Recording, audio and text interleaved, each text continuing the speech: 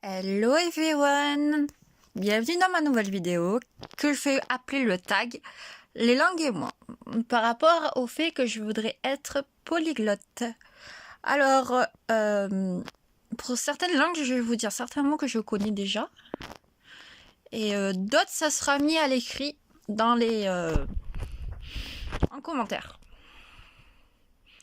C'est parti! Alors, la première question que je me suis toujours posée, c'est combien de langues je voudrais apprendre? Est-ce que je veux vraiment devenir polyglotte? Alors la réponse est que je voudrais devenir polyglotte et que je souhaite parler plein de langues pour pouvoir comprendre plus de monde, pour pouvoir peut-être trouver de travail plus dans certaines branches du métier, de certains métiers. Donc je parle français qui étant ma langue maternelle. Bonjour tout le monde. Anglais, hello everyone. Espagnol, hola. Portugais, tudo bem. Chinois, ni hao. J'ai quelques bases de russe, priette, et quelques bases de japonais, ohayo. Le russe, j'ai tenté de l'apprendre, peut-être que je reprendrai un jour. Après, j'ai tenté d'apprendre l'allemand, le grec, l'hindi, l'italien, le coréen, le norvégien, le serbe, le thaï et le vietnamien.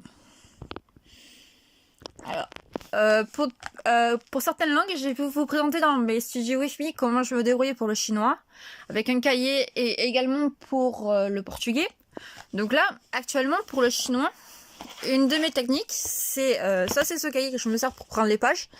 Donc, comme vous pouvez voir, il y a les caractères à connaître et à apprendre, c'est par rapport aux mangas, aux animés chinois et aux dramas chinois que je regarde, avec les pages que je peux savoir. Puis après, je me suis mis pendant un mois sur la chaîne YouTube Chinaise Classe 101. Vous pourrez trouver pour toutes les langues. Pour l'instant, je teste pendant tout le mois de savoir si le mois prochain ça va changer de langue ou pas.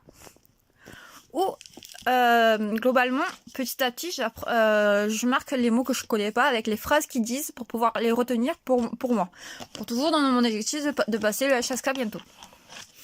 Pour le portugais, je compte faire pareil bientôt, avec le même système avec le portugais classe 101.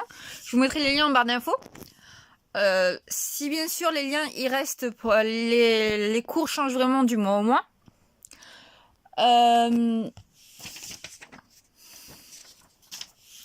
Donc pour l'instant c'est une méthode que je continue à garder. Celle du chinois, je compte vraiment la garder pendant un gros moment avec celle du portugais parce que ce sont deux langues que je veux vraiment maîtriser avec l'anglais. Avec peut-être l'espagnol un peu plus tard, puis peut-être d'autres langues, on verra. Alors, ma deuxième question que je me suis toujours posée, c'est quelle langue je regrette d'avoir appris. Alors, les langues que je regrette d'avoir appris sont globalement l'allemand. Je l'ai appris au lycée pendant 1 an parce qu'on avait fait un voyage en Allemagne. J'avoue que dans mon désir d'apprendre beaucoup plus de langues, j'avais tenté l'allemand. Mais malheureusement, j'arrivais pas à accrocher à la langue. Ouais, c'est sympathique. Puis après, j'avais eu ma période avec certaines séries allemandes, style Alerte Cobra, tout ça. Donc, ce qui fait que j'avais eu envie de continuer. Mais bon, après, ça m'a vite lassé. Le coréen, je l'ai appris. D'ailleurs, je vous montre en détail ce que j'ai pu apprendre dans ce classeur qui me sert pour les langues que j'apprends. Donc le coréen, il est là. Donc j'avais pris le livre Apprendre le coréen qu'on trouve dans certaines facs. Donc j'avais fait toutes les leçons qu'il y avait. Et malheureusement, le coréen fait partie des langues que je regrette vraiment d'avoir appris, dans le sens où j'étais dans la période K-pop un peu avant que ça soit connu maintenant grâce à plein de groupes, donc ce qui fait que j'ai fini par lâcher tout ça au bout de quelques temps car cela ne m'intéressait plus. Et puis même la langue, je commence à avoir du mal à apprendre la langue. Limite je préfère apprendre que le japonais et le chinois parce que ce sont vraiment deux langues qui me plaisent vraiment. Après j'avais tenté d'apprendre le norvégien. Un extrait de ce que j'avais testé en norvégien avec le teach yourself norvégien, qui est quand même les teach yourself, c'est une méthode que j'apprécie beaucoup pour plein de langues avec les méthodes assimile. Donc ce sont des méthodes que je vous conseille vraiment. Donc je vous ferai peut-être un petit aperçu de mes livres assimiles que j'ai, parce que ce sont les méthodes que je recommande le plus et que j'utilise le plus. Avec sur CF, puis après avec ma tablette sur certains livres en PDF que j'ai récupérés. Après, j'ai eu aussi envie de tester le serbe, parce que j'étais dans une période où la musique... Bon, le norvégien, c'était par rapport au biathlon. Sans aucune surprise, parce que voilà. Et aussi pour les nordiques, série un peu comme le suédois, mais j'ai jamais tenté le suédois.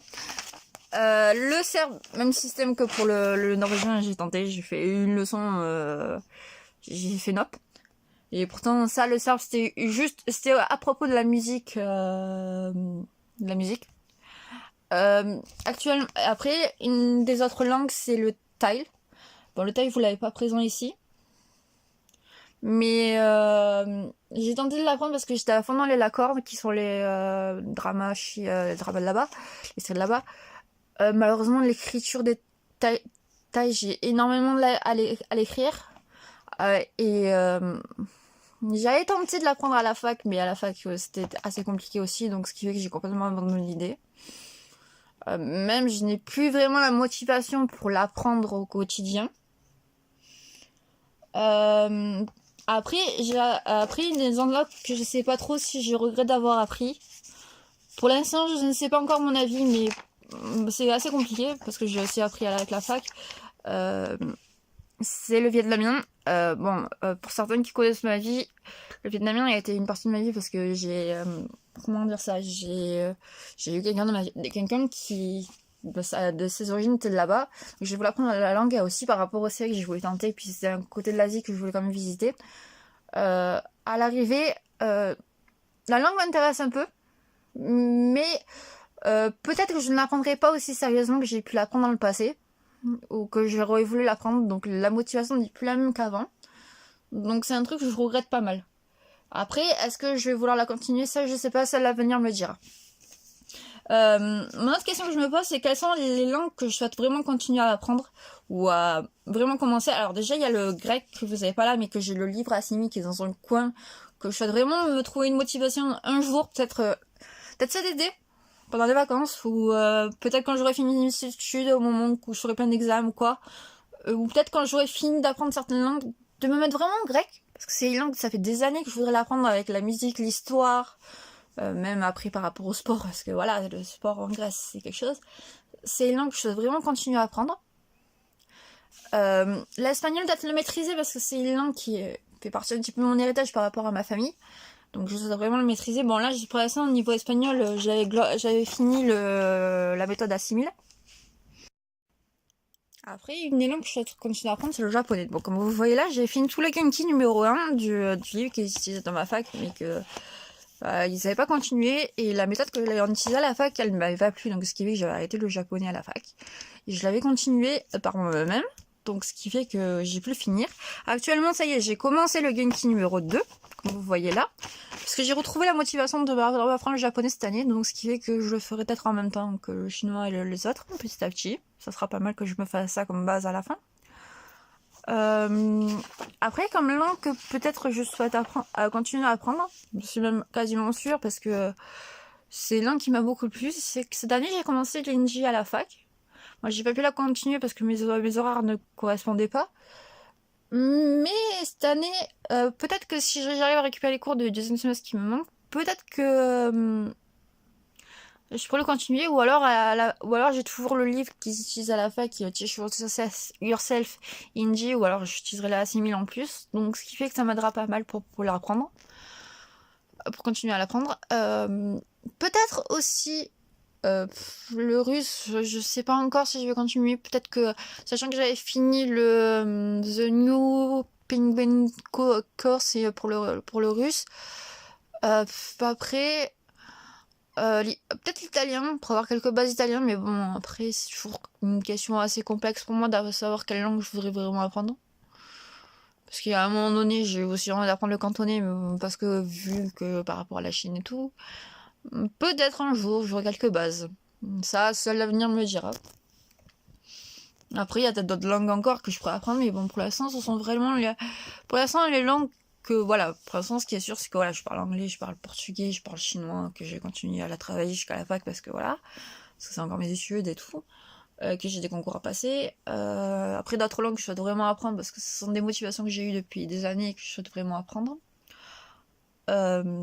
Après, qu'est-ce que je peux rajouter de plus? Bah, pas grand chose, parce que à part que mon tag est fini, je vais vous en faire d'autres. Peut-être à l'arrivée sur d'autres vidéos, sur d'autres sujets, peut-être sur des mangas ou autre, ou encore sur les langues, parce que le